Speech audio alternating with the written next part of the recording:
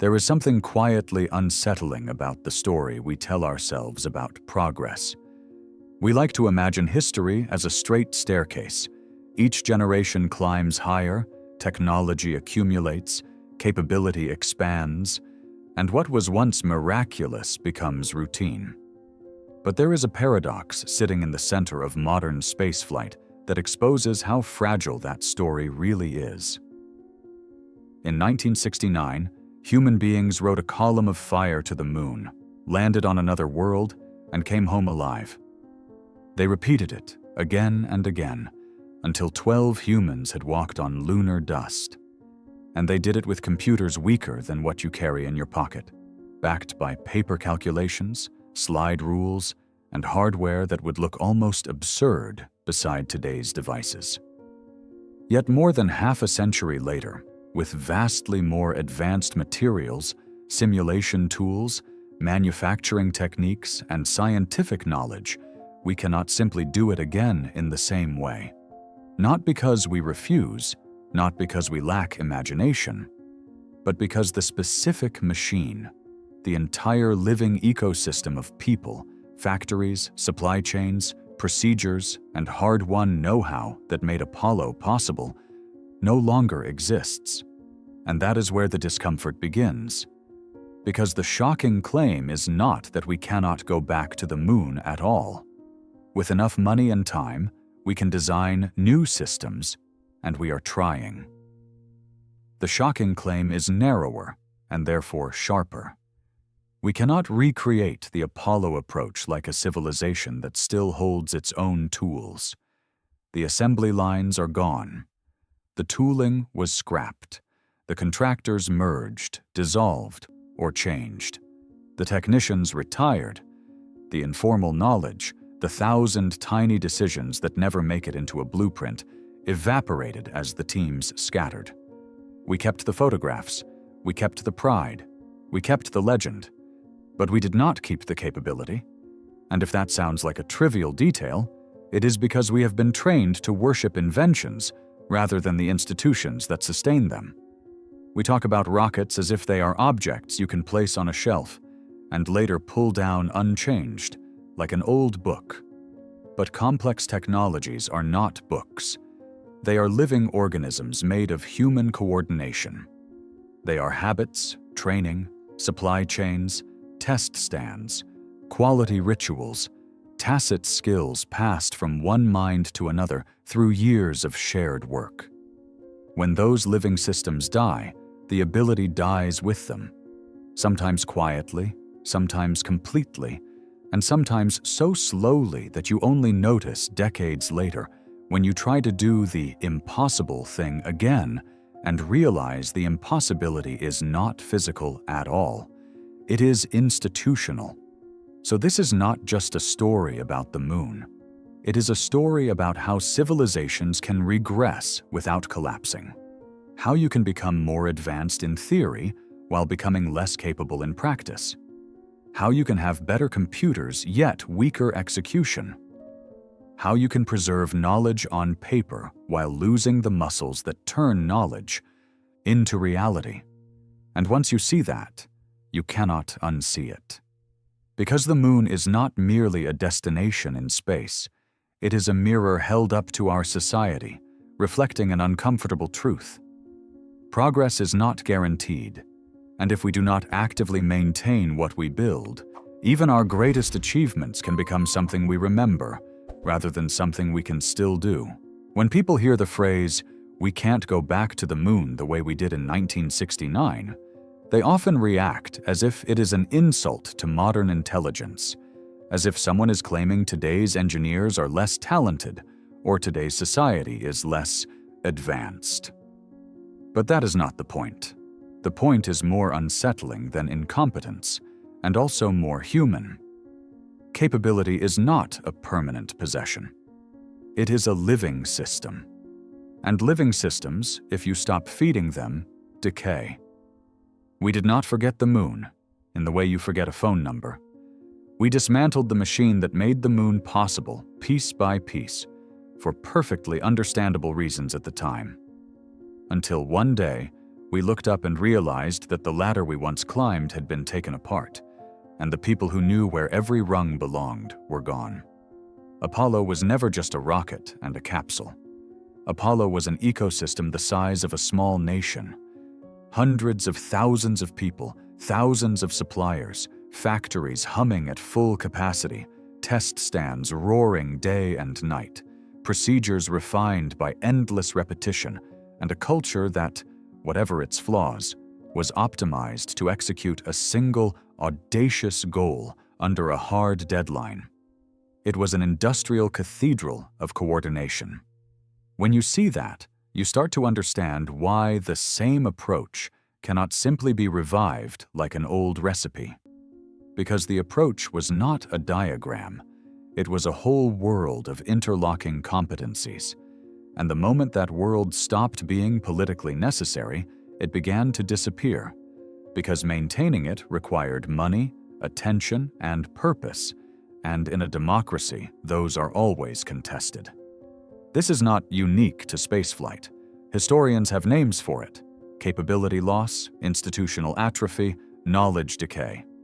It happens whenever an achievement depends on a large chain of specialized craft, and that chain is broken. The Romans poured concrete that stood for millennia. Later generations could not replicate it for centuries. Master builders once raised cathedrals with techniques transmitted through guilds. When the guilds weakened, the knowledge thinned. There are materials, like famous blades and alloys, whose exact processes vanished when the workshops, the apprenticeships, the supply networks disappeared. And the modern world, despite all its data and documentation, is not immune. In some ways, we are more vulnerable because we rely on extremely complex systems and assume the information on paper is enough. But paper is never enough. The real knowledge is partly invisible, embedded in habits, routines, craftsmanship, and the quiet expertise people gain only by doing the work repeatedly. So what did we lose? We lost the continuity of production. The Saturn V was not a one-off sculpture. It was a product of a functioning industrial pipeline that built, tested, and refined massive hardware in a rhythm that lasted long enough to become normal. Then the orders ended. Production lines shut down. Tooling was scrapped or sold. Facilities were repurposed. Supply chains scattered. The workforce moved on. And here is the part that stings. Once you dismantle that living pipeline, recreating it is not like flipping a switch. It is like trying to regrow an extinct ecosystem. You can approximate it. You can engineer substitutes. But you cannot simply return to what was, because what was depended on a dense web of relationships and experience that only exists through time and repetition. And this is why we can go back to the moon and we can go back the way we did are two completely different sentences. Yes, a modern civilization can design new systems, but the Apollo system itself, the exact approach, was the product of a particular historical moment, a particular industrial arrangement, and a particular institutional intensity. It was not merely technology, it was society temporarily organized around a single purpose. When that purpose faded, the organization faded. The accomplishment remained in memory, but the machine that made it real did not. And if you think that is only a technical story, it is because you have not yet felt the deeper implication.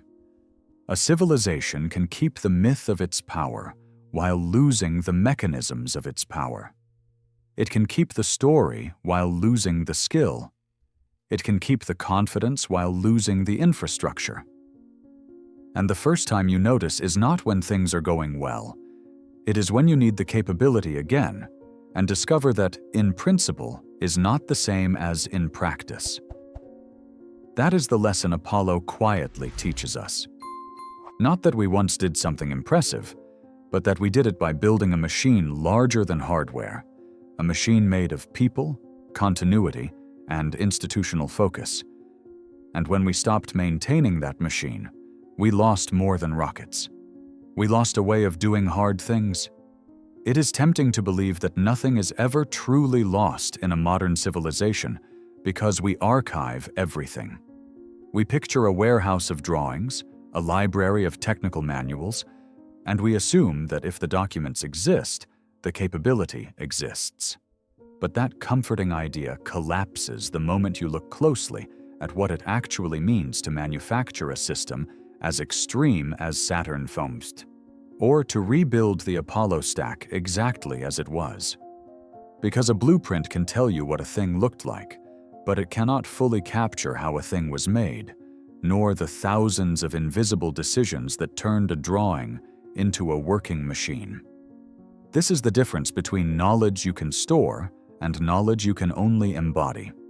And Apollo depended on both. Saturn V, in particular, is the perfect case study in why we have the plans does not mean we can rebuild it. The rocket was not a single object. It was the final convergence of countless production techniques, supplier capabilities, testing rituals, and experienced judgment calls. Its parts came from hundreds of contractors, each with its own specialized tooling and processes. Its success was not merely the result of design elegance, but of an entire manufacturing civilization arranged around the demand to produce something unprecedented on a schedule that did not allow for hesitation. When that civilization was dismantled, the blueprint became a fossil. Informative, impressive, but not alive. The missing ingredient is what engineers call tacit knowledge, the know-how that rarely gets written down because it lives in the hands and instincts of people who have solved the same problem 100 times. How tight is tight when the torque spec leaves room for interpretation? How do you weld enormous fuel tanks without introducing hairline weaknesses that appear only after repeated stress cycles? Which small imperfections are acceptable, and which are the seeds of catastrophe? How do you test a component so that you are not just verifying it works today, but confirming it will still work under conditions that cannot be fully replicated on Earth? A drawing cannot answer these questions. A document cannot transmit the subtle wisdom of a technician who has seen failures happen and learned to recognize the early warning signs. The people become part of the machine. When they disappear, the machine becomes harder to resurrect than the paperwork suggests. And then there is the brutal practical reality. Even if you wanted to follow every Apollo-era drawing to the letter, you would quickly discover that much of what those drawings assume no longer exists. Suppliers that produced specialized parts have vanished, merged, or pivoted to entirely different markets. Certain materials specified in the 1960s are no longer manufactured in the same way, sourced from the same places, or processed with the same characteristics. Entire industrial techniques have become obsolete. Tooling was scrapped, jigs were discarded, facilities were remodeled, test stands were modified for new engines. The ecosystem that supported Apollo did not merely pause, it was repurposed for a new era. At that point, what happens is not rebuild Apollo. What happens is begin redesign. Because the moment you substitute one material, one manufacturing process, one supplier, you are no longer building the original system.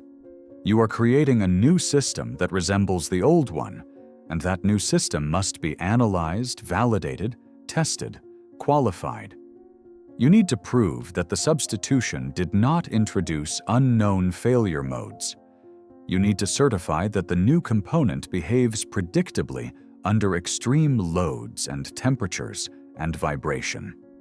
And suddenly, the seductive simplicity of just rebuild Saturn V becomes what it really is: a major new development program wearing an old costume. You are not reviving a machine.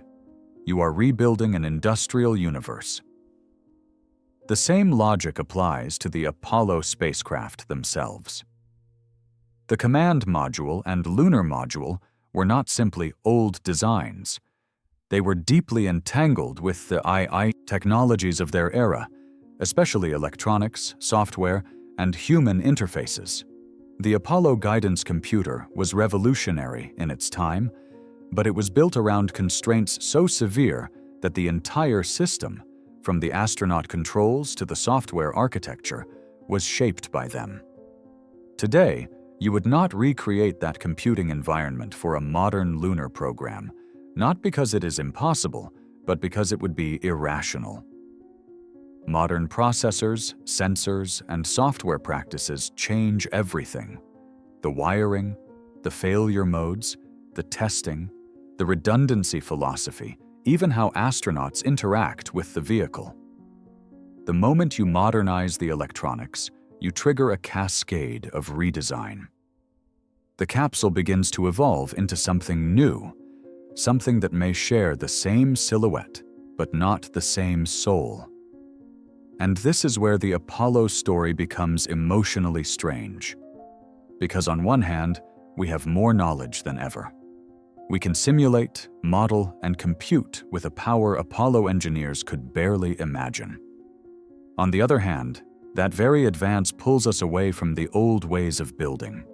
We no longer train large cohorts of engineers to write assembly code for rope memory, to reason within microscopic memory budgets, to diagnose hardware by ear and intuition. We have developed different strengths, powerful ones, but they are not interchangeable. Modern capability is not simply an additive layer on top of Apollo capability. It is, in many respects, a different branch of the technological tree. And when you abandon one branch for long enough, it withers. So when people say, "If we could do it then, we can do it now," the sentence is emotionally satisfying, but technically incomplete. In principle, yes, physics has not changed. But in practice, the we in that sentence is not a single continuous organism. Institutions evolve, industries consolidate, people retire, priorities shift. The continuity that turns knowledge into repeatable capability breaks. And once it breaks, rebuilding is never as simple as retrieving a document. It requires rebuilding the social and industrial fabric that makes the document executable. This is why modern efforts to return humans to the moon do not look like Apollo, even when they aim at the same destination. It is not just ambition that has changed, it is the underlying world that makes ambition possible. And that leads directly to the deeper question. If our technology is better, why does the process feel slower, more expensive, and more fragile? The answer is not in engines, it is in institutions.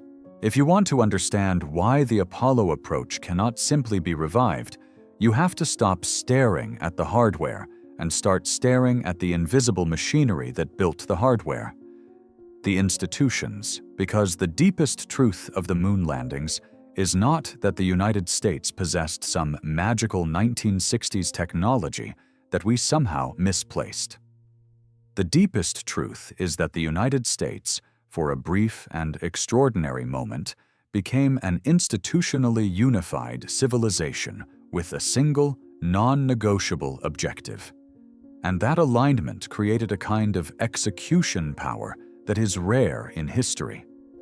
It is the difference between having knowledge and having momentum, between having intelligence and having coordination, between having the laws of physics on your side and having your society arranged in a way that can actually exploit them. Apollo did not happen because everything was easy. Apollo happened because failure was politically unacceptable, and the resources to prevent failure were poured into the problem.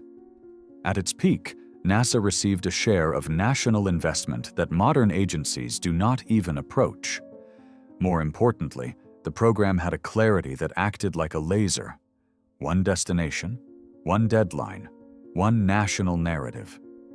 When a major technical problem appeared, combustion instabilities that shook engines toward self-destruction, heat shield uncertainties that could not be fully tested on Earth, navigation challenges that demanded unprecedented reliability. The response was not hesitation. The response was, solve it, whatever it takes. That mindset is expensive. It can be reckless. It can waste money. But it is also the reason an impossible thing became real in under a decade. Apollo was built in a culture that could tolerate speed, tolerate risk, tolerate iteration, and tolerate the brutal honesty of failure as a step toward success. Modern human spaceflight exists inside a different moral and political universe. Budgets are lower relative to national spending. Priorities are fragmented across many missions, many centers, many stakeholders. Every 4 years, or 8 if you are lucky, political leadership changes, and with it, the narrative changes. Programs are started, redesigned, renamed, canceled, restarted. Engineers spend years building toward a moving target, and when the target shifts, teams disperse and knowledge scatters again. This is how institutional capability erodes even while technical knowledge continues to grow.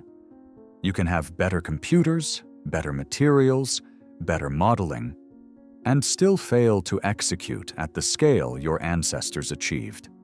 Because execution is not primarily a function of intelligence. It is a function of continuity. And then there is safety culture, which is not a trivial factor. It is a moral reality.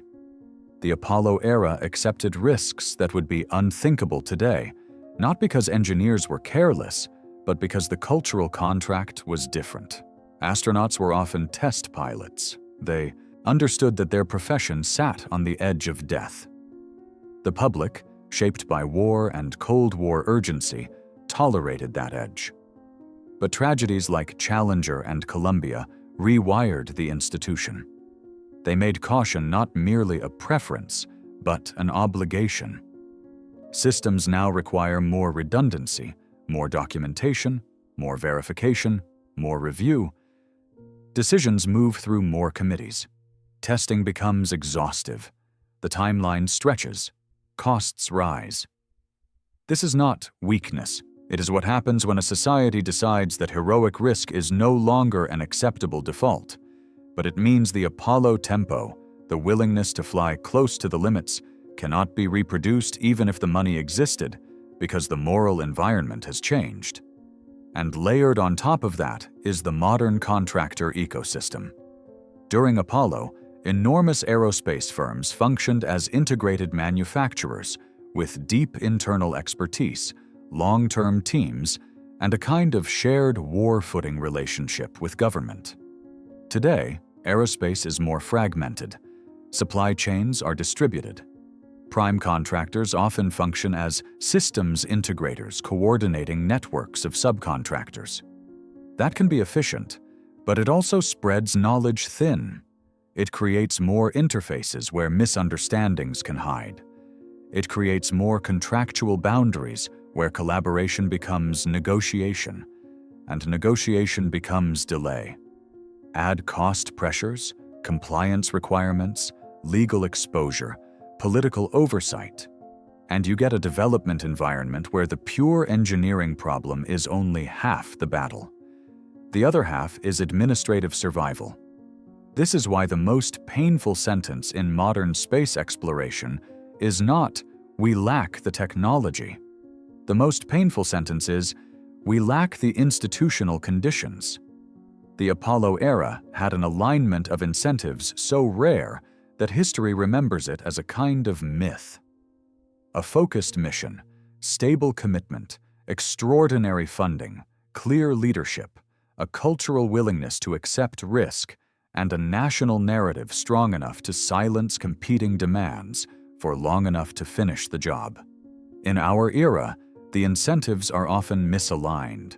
Short-term political wins over long-term continuity, budget constraints that punish realism, timelines shaped by election cycles, shifting architectures that reset progress, and a risk culture that, while ethically understandable, can paralyze ambition when paired with unstable funding. And here is the uncomfortable implication. It is possible for a society to become more technologically sophisticated while becoming less capable of doing large, integrated, audacious things. Not because the people are less brilliant, but because the institutional nervous system becomes overloaded. Too many stakeholders, too little continuity, too many competing objectives, too little sustained commitment. If Apollo was a single spear thrown with everything behind it, modern programs are often built like a committee trying to lift a mountain one careful memo at a time. So the question shifts. It is no longer, do we know how to get to the moon? In the abstract, yes. The question becomes, can we become the kind of institution that can do it consistently? Can we sustain focus for decades rather than years? Can we protect long-term engineering continuity from political churn? Can we build architectures that evolve rather than restart? Can we invest in capability maintenance rather than capability nostalgia?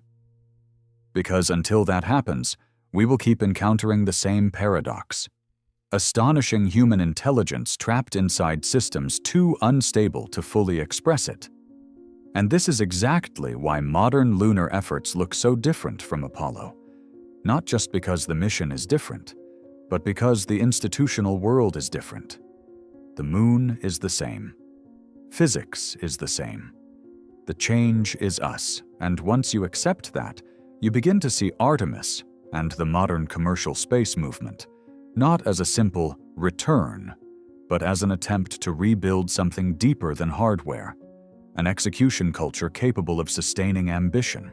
By the time you reach the modern era, the moon is no longer just a destination.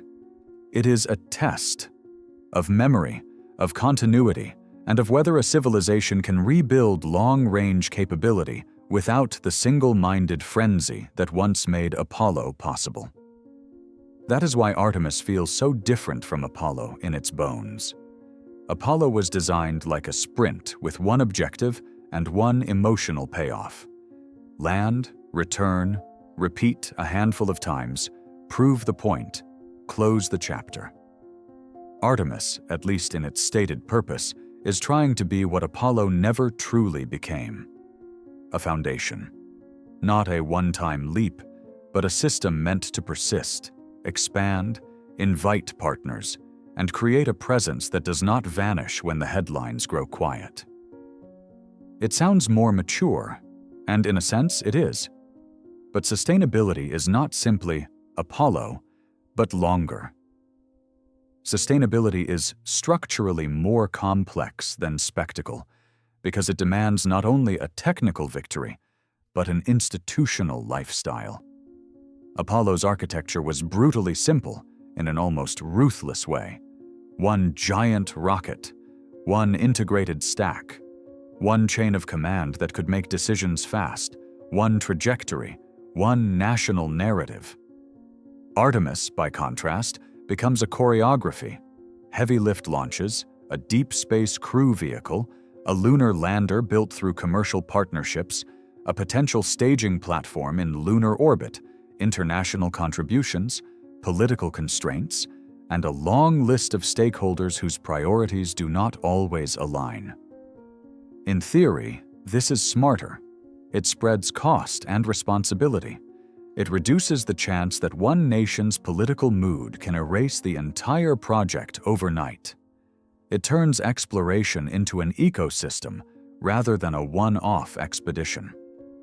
But in practice, every added partner and every added interface introduces friction. Every new handoff adds a failure mode.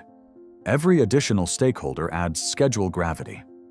The mission to reach the same moon begins to resemble a slow construction project rather than a daring leap, because in a sustainable model, you are not only trying to arrive, you are trying to build something that survives your arrival. And this is where the cost of relearning becomes visible. We are not merely rebuilding hardware, we are rebuilding confidence, We are rebuilding supply chains that were never meant to support Apollo-scale systems again. We are rebuilding test cadence, manufacturing capacity, qualification pipelines, and the kind of engineering muscle memory that only returns when teams do hard things repeatedly. And we are trying to do all of it within a culture that, rightly, demands higher safety standards, stricter verification, fewer tolerances for catastrophe, and fewer heroic gambles. This is not a complaint. It is the moral price of being more careful with human lives. But it changes everything. It stretches the timeline. It inflates the budget.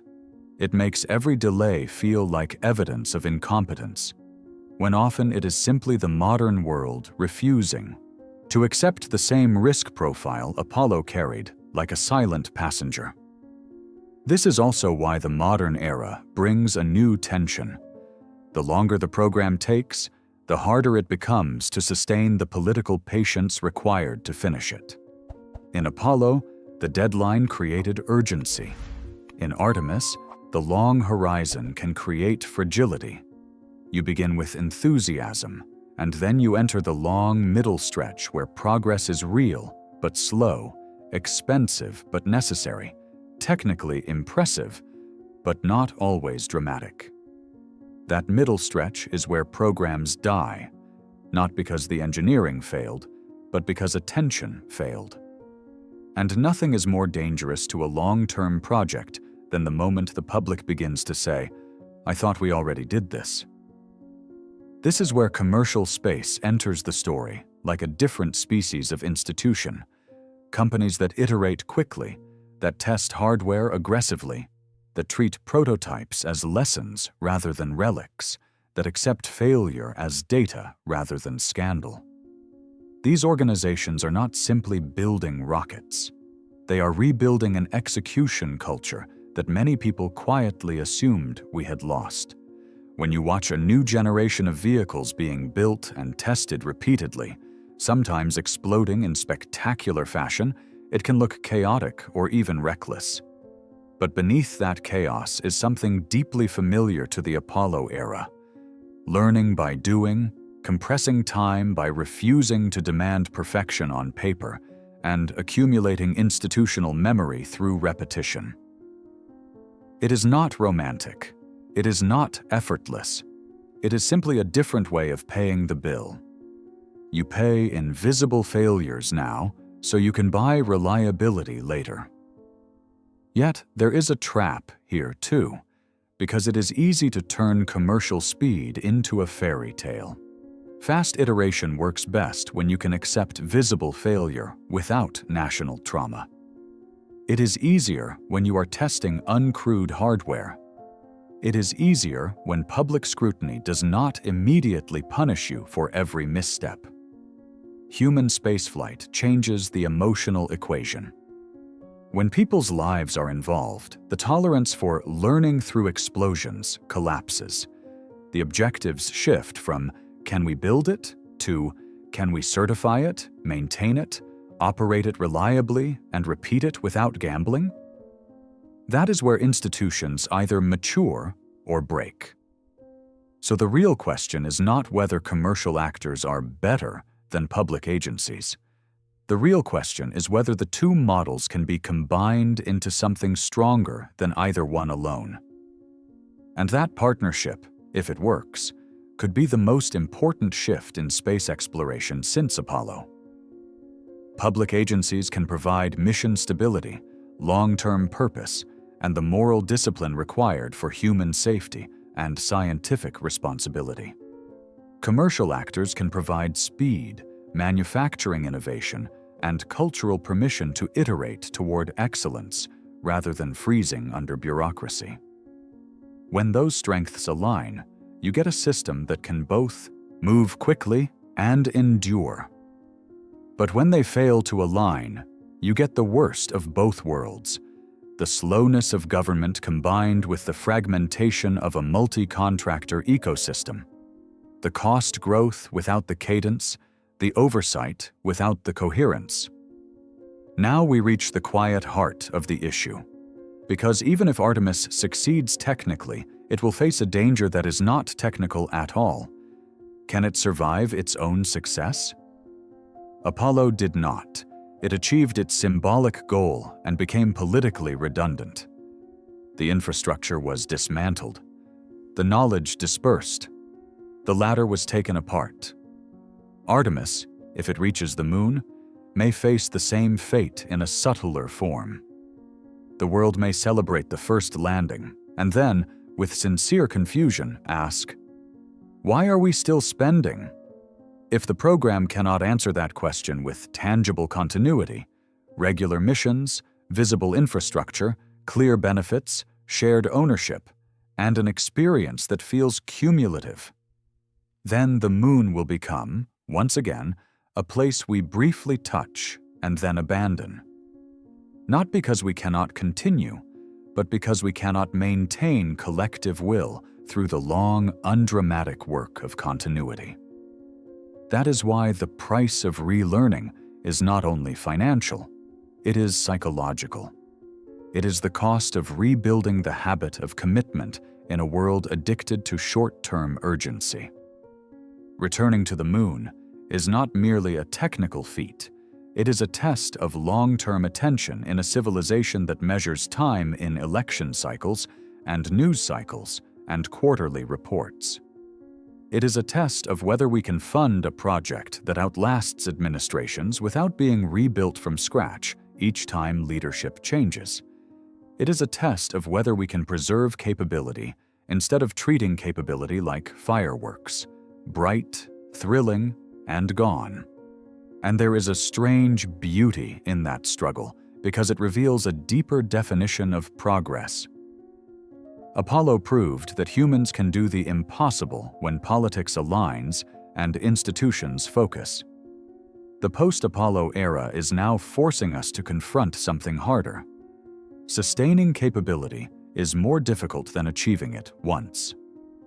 The true frontier is not merely reaching a place, but staying the kind of civilization that can reach it again and again, reliably, patiently, without needing a Cold War to keep the lights on. So if Artemis succeeds and continues, it will not be because we rediscovered a lost blueprint. It will be because we rebuilt the less glamorous things Apollo depended on: continuity, industrial rhythm, training pipelines, institutional memory, and a political structure that can survive boredom after triumph. And if we fail, if we reach the moon and drift away again, then the moon will remain what it has become in the 21st century. Not a mystery of physics, but a mirror of civilization, reminding us that the hardest part of exploration is not distance. The hardest part is endurance. So here is the honest conclusion, stated without nostalgia and without cynicism. We cannot return to the moon the way we did in 1969 because the way was never just a rocket design. The way was a temporary alignment of industry, institutions, politics, and culture, an entire civilization briefly configured to do one astonishing thing at full intensity. The Saturn V cannot be manufactured as it was. The Apollo spacecraft cannot be recreated in a meaningful, cost-effective way without becoming something new. The supply chains, the factories, the tooling, the tacit knowledge, the teams who carried the methods in their hands and habits, those are gone. Not because we became less intelligent, but because we stopped practicing the capability long enough for it to decay. And what decays does not simply restart, it must be rebuilt. Yet the deeper point is not a lament. It is a warning and an invitation. Apollo shows that progress is not automatic. A civilization can advance in computing and materials and science and still lose the ability to execute certain kinds of grand, integrated projects if its institutions become fragmented, its priorities unstable, and its continuity fragile. That is the uncomfortable irony. Sometimes the barrier is not physics, but coordination. Not engineering brilliance, but sustained commitment.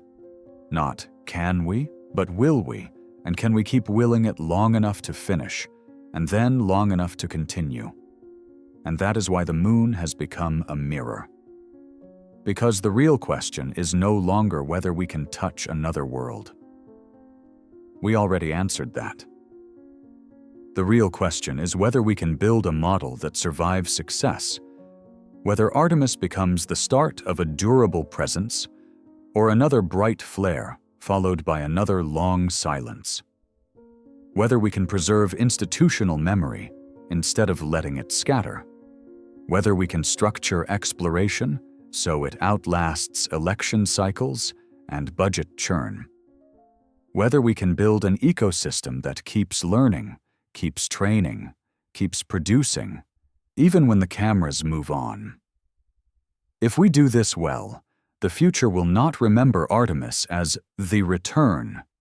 It will remember it as the moment we stopped treating spaceflight like a performance and started treating it like a civilization-scale practice, steady, cumulative, and resilient.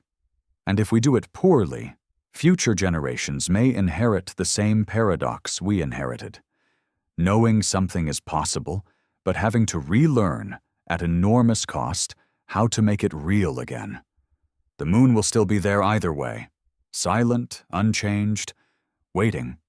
The only real variable is us.